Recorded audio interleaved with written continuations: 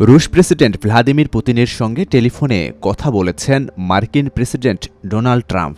এ সময় ইউক্রেন যুদ্ধ বন্ধের বিষয়ে দুই নেতার কথা হয়। নিউ ইয়র্ক পোস্টের এক প্রতিবেদনে বলা হয়, 2022 সালে ইউক্রেন যুদ্ধ শুরুর পর এবারই প্রথম কোনো মার্কিন প্রেসিডেন্ট পুতিনের সঙ্গে কথা বললেন। এয়ারফোর্স ওয়ানে নিউ ইয়র্ক পোস্টকে দেয়া এক সাক্ষাৎকারে ট্রাম্পকে প্রশ্ন করা হয়েছিল তিনি কতবার পুতিনের সঙ্গে কথা বলেছেন। জবাবে তিনি বলেন, এটা বলা উচিত হবে না।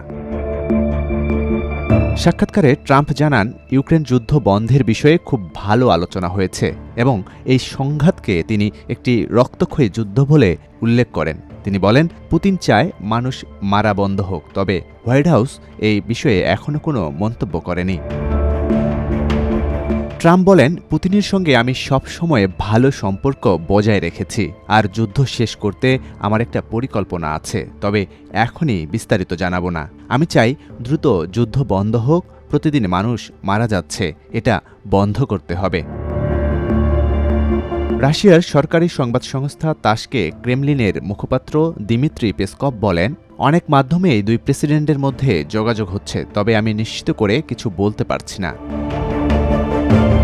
2014 সালে ইউক্রেনে গণবিপ্লবের পর রাশিয়া ক্রিমিয়া দখল করলে পূর্ব ইউক্রেনে সংঘাত শুরু হয়। এরপর 2022 সালে পুতিন হাজার হাজার সেনা পাঠিয়ে ইউক্রেনে বিশেষ সামরিক অভিযান ঘোষণা করেন। রাশিয়া এখন পর্যন্ত ইউক্রেনের ভেতর ভার্জিনিয়া রাজ্যের সমান এলাকা দখল করে ফেলেছে এবং 2022 সালে যুদ্ধ শুরুর পর সবচেয়ে দ্রুত গতিতে অগ্রসর হচ্ছে। ট্রাম্প বেশ কয়েকবার বলেছেন তিনি পুতিনের সঙ্গে সাক্ষাৎ করে ইউক্রেন যুদ্ধ শেষ করতে চান, তবে এমন বৈঠকের তারিখ ও স্থান এখনও ঠিক হয়নি।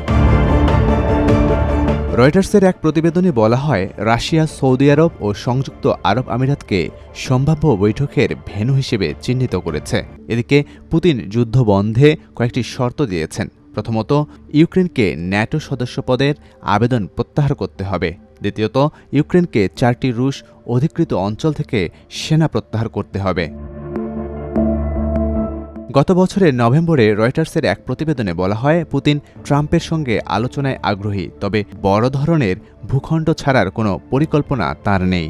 আর ট্রাম্প জানিয়েছেন, যুদ্ধবন্ধের বিষয়ে আলোচনা করতে তিনি আগামী সপ্তাহে ইউক্রেনের প্রেসিডেন্ট ভলোদিমির জেলেনস্কির সঙ্গে সাক্ষাৎ করতে পারেন। তবে জেলেনস্কি বলেছেন, ইউক্রেন যদি যুদ্ধের জন্য অর্থ সহায়তা পায় তবে তারা যুক্তরাষ্ট্রকে দুষ্প্রাপ্য খনিজ সম্পদ রপ্তানি করতে প্রস্তুত।